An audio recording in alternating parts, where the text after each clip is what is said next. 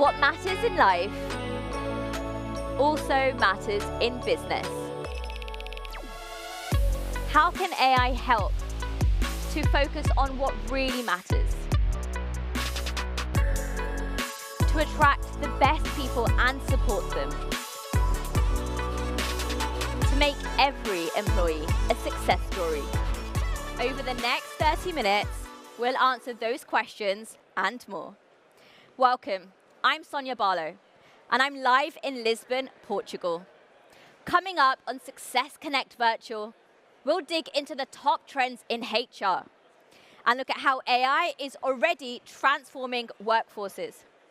We'll hear from leaders at Capgemini and McDonald's about lessons they've learned. We'll see how Joule, SAP's AI co-pilot, is driving immediate business impact today.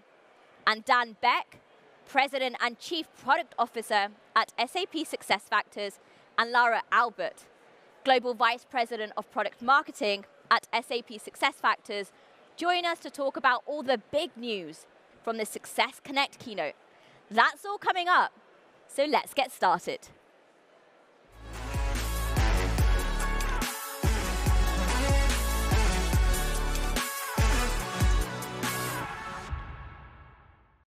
Our first guest studies HR meta trends such as sustainability, burnout, hybrid work, developing new and future skills, and the impact of AI. Joining us now with fascinating insights on these topics is Dr. Autumn Krause, Chief Scientist at SAP SuccessFactors. She leads market insights and customer engagement teams to conduct applied research on future work trends. Dr. Krause, thank you for being here. Appreciate it. Thanks for the opportunity. You and your team have identified a number of HR trends in your annual HR meta trends analysis. How are these trends shaping up? Yeah, well, the top two trends in our latest analysis were AI and skills, not surprising.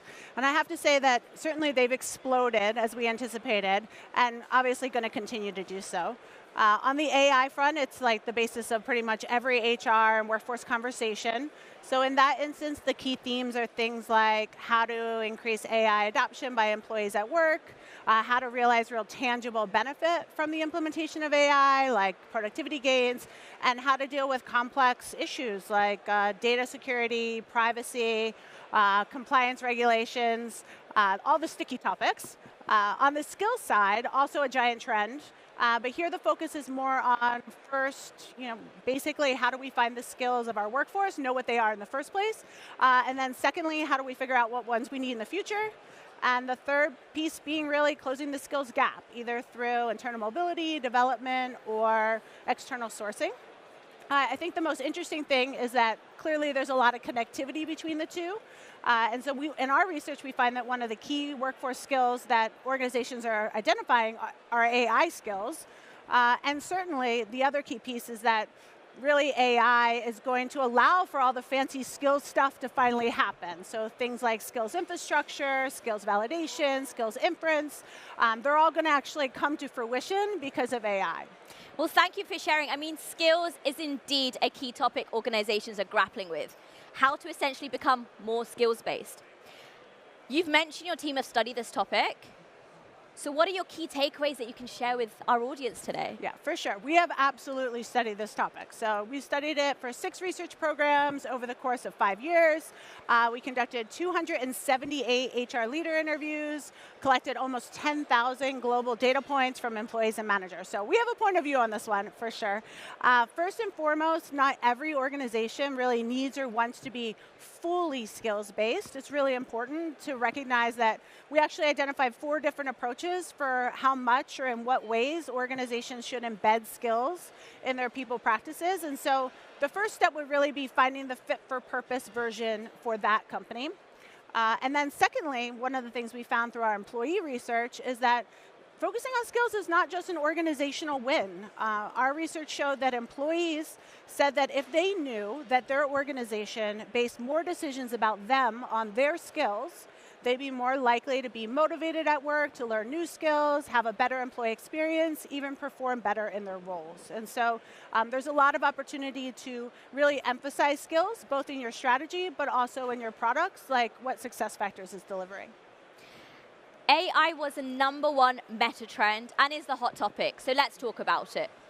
Your team has been digging deep into AI from a HR leader, manager, employee perspective. What have you learned?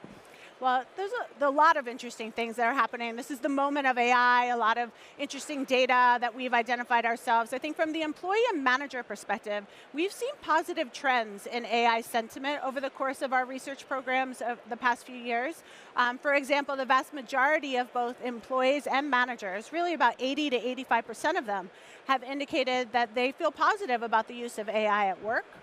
On the organizational side, we see that our sample of HR and IT leaders have indicated that they expect that AI will transform their organization in the next 1 to 3 years. That was the majority of the sample, and 11% even said it's happening now. So the message, I think, coming out of the research is that the clock is ticking in some ways. We really need to establish an enterprise-level AI strategy and frankly, get moving. Well, Dr. Kraus, thank you so much for your insights. Yeah, it's been fun. It's been so informative, and have a great rest of your conference. Okay, thanks so much. The show floor at the Congress Center here in Lisbon is now packed with HR leaders, SAP experts, partners, customers, and sponsors, as you can probably see and hear.